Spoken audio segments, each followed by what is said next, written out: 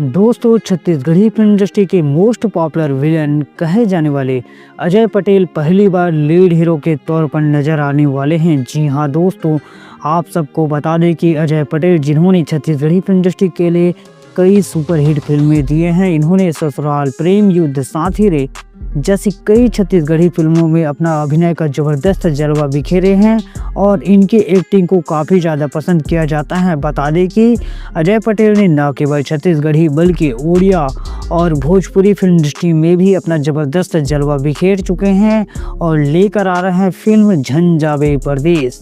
जी हाँ दोस्तों, बहुत ही ज़बरदस्त टाइटल रखा गया है फिल्म का।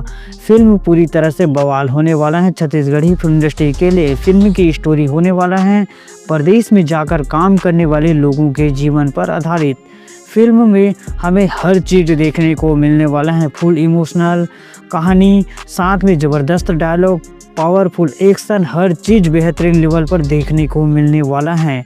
बता दें कि फिल्म के निर्माता सम्राट तिवारी व बाबा देवांगन जी हैं, वही फिल्म को डायरेक्ट किए हैं रतन कुमार जी ने।